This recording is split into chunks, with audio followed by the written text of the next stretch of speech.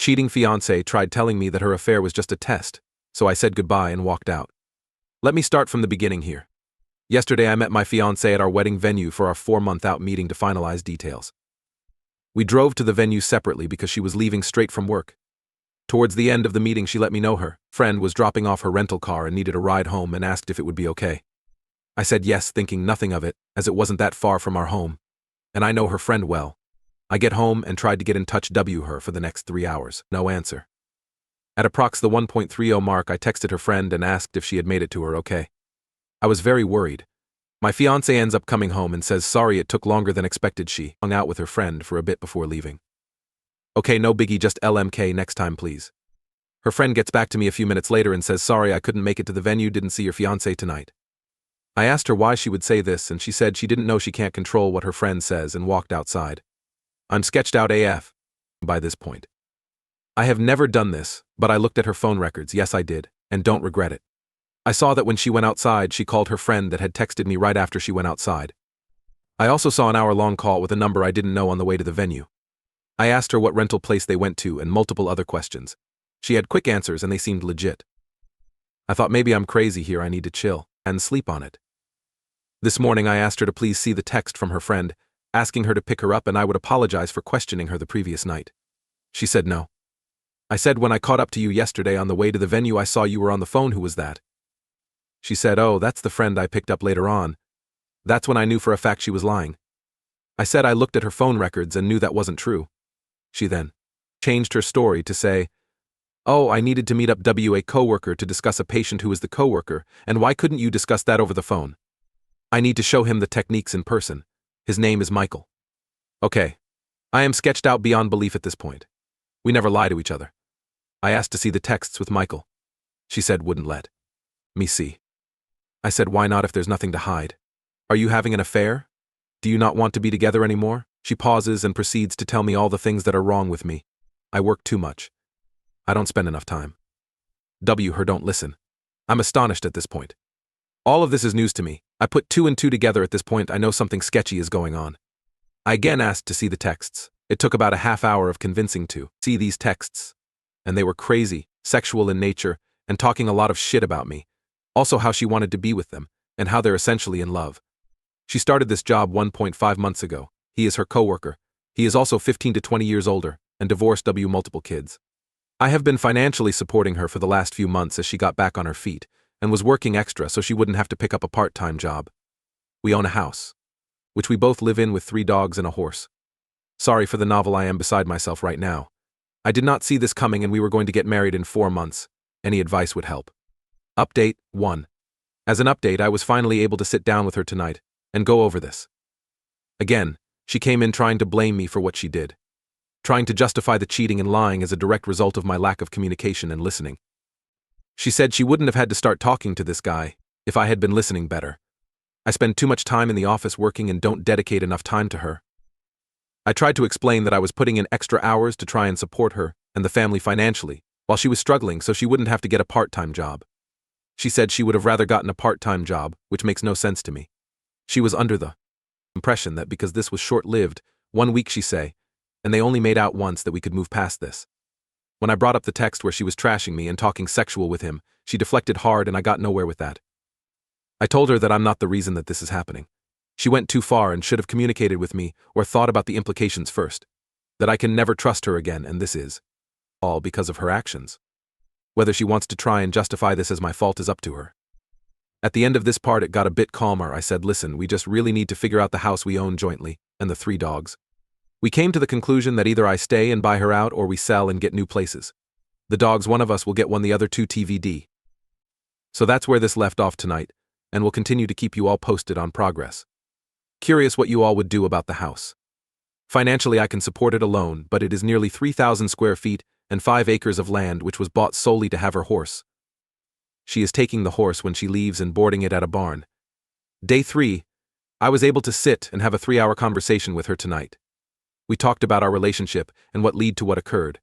It started with her telling me what I did wrong in our relationship: lack of communication, spending too much time working and on my phone. I don't disagree with any of these things. My mindset behind working so much was support of the family. I run an e-commerce business on the side, and I'm a one-man customer service center, and deals happen 24 hours a day. I am never not on the clock. I could have certainly been better about setting my phone aside and responding to people the next day. The lack of communication was on both ends, and a prime example of this is the fact that I was unaware she was unhappy with any of this. It was never communicated to me. She said she felt I would have gotten upset if she told me, but never gave me the chance to work on it. I am not a perfect person by any means, and many times I do or say things that are misinterpreted by her as rude. An example of this is a week or two ago. I was trying to help her with a budget with her financial problems to try to set up a plan to get her on track. To note, I work in the financial industry and do this for clients all the time. She had mentioned that she owed me maybe $1,000 and she would get that back to me next paycheck.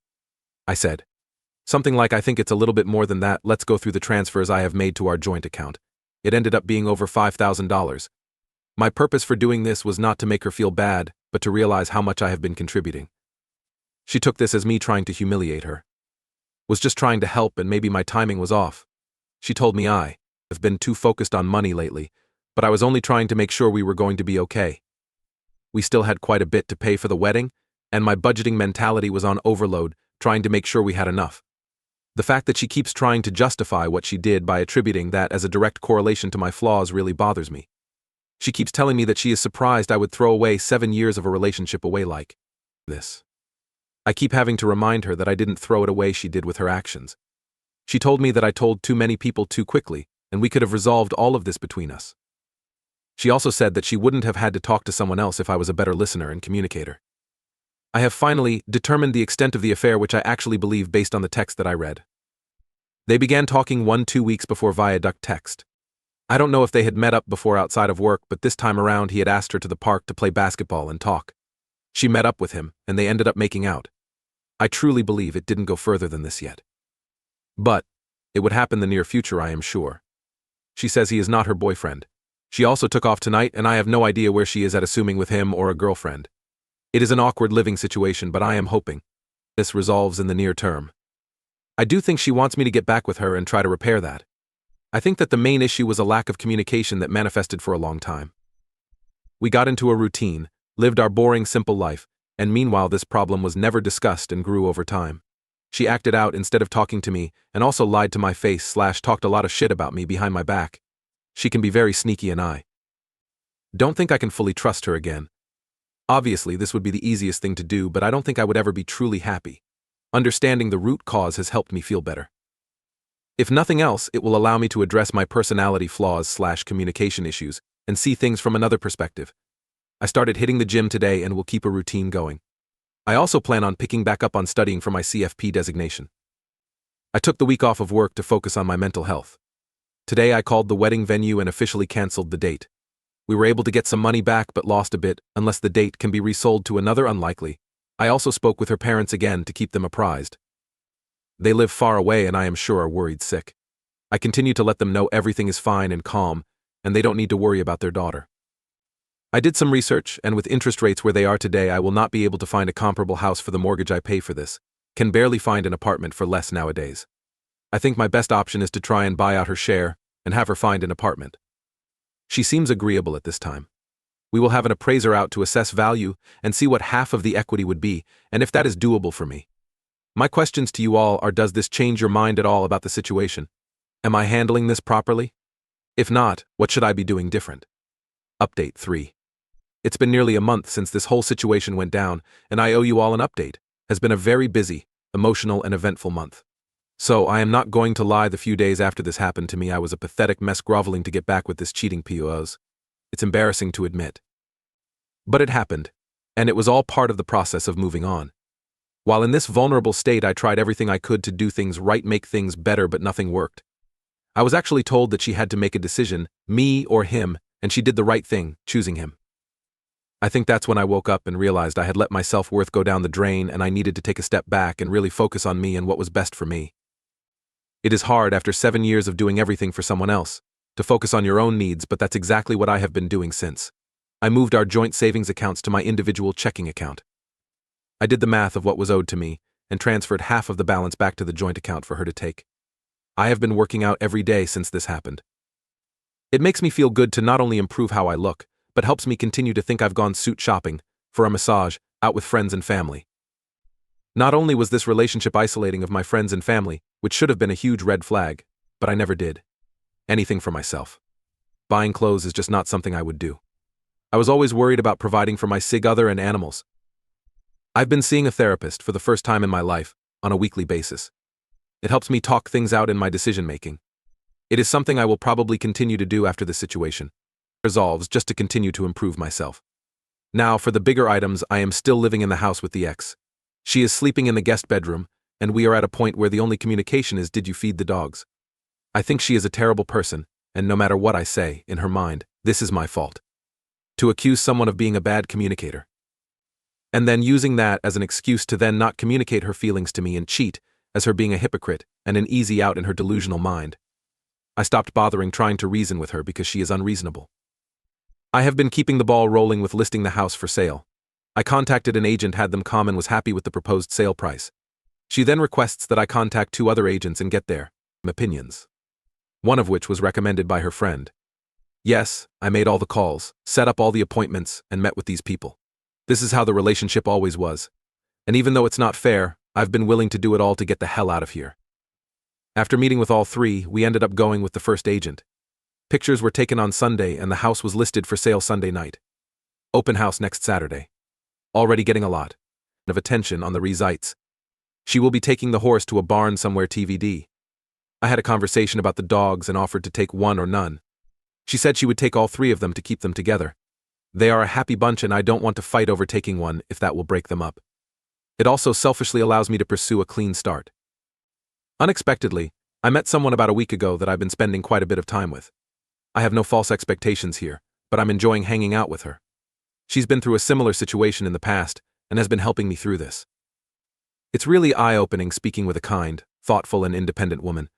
It makes me realize what a narcissist my ex was, completely self-centered, dependent and manipulative. I should have listened to the warnings from family and friends long ago. I definitely fell into the trap of being in a simple routine. I wasn't enjoying life, it was just an easy situation to be in. Nice house, lots of land, great animals, didn't want to rock the boat. So I just continued on. You don't really realize this until you take a step back and truly reflect. Some might say it was wasted time, but I am really using this as a learning experience. I will not ignore red flags in the future.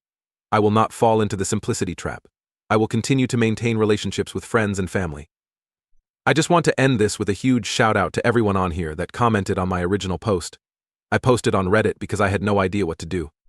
Those of you that took the time to try and help a complete stranger on Reddit are amazing. I read every single comment and they all helped me get to where I am now. I am looking forward to the next chapter in my life, wherever it takes me. Thank you all, truly. Update 4. Hello all, it's been quite some time since I have posted an update on this situation. It's wild to think that all of this happened more than 4 months ago now. With time this has gotten so much better, and hopefully if someone stumbles upon this going through the same situation, it will help them realize that time heals everything. I shared the house with my ex until mid-May. It was painful being there with her, and the dogs, knowing that my life as I knew it had ended. We were roommates who didn't like each other. I tried to avoid her as much as I could, but it was impossible. We stayed in different bedrooms, but the dogs were allowed to roam to and from at night. Doors open. After the first few weeks she stopped sleeping out, and it didn't happen almost at all for the remainder of the time at the old house. The constant texting and phone calls, however, did not. I think they decided not to pursue a relationship but remained friends. I don't know for sure and didn't care enough to ask. She moved out in mid-May along with 2 of the 3 dogs. Saying goodbye to them was awful. The loss I felt could be compared to a loved one dying. During my last month there, I met up with the ex and 2 dogs at a dog park a couple of times. While they recognized me and were happy to see me, I could tell that they were doing just fine without me, which made me feel better. There was little conversation with the ex other than about how the dogs were adjusting. She moved to a rundown house and a rundown area, to put it nicely. There was a yard for the dogs, but it was not fenced in. The last I heard, she was working on finishing the fence. During this time period, I hit the gym every single day. I also grinded hard at my side hustle. I knew life was going to get expensive and wanted to prepare myself. In the time period from March-June 15th when I moved out, I had done 6 figures in sales at this side hustle. I also made 0 big purchases. This allowed me to save a significant sum in addition to the proceeds from the sale of my old property. Due to this, I was able to comfortably afford a nice house in a nice area with a decent-sized yard for the dog that stayed with me. Selling the old house was easy, buying the new house was absolutely brutal. Thankfully, the buyers of my old house allowed me to rent it back from them for a month until 6/15. I made offers on a total of 5 houses and finally got the last offer accepted towards the end of May. It is really nice being out of the old place. The memories associated with that house haunted me every day, especially after my ex left with the other 2 dogs. It was just very empty.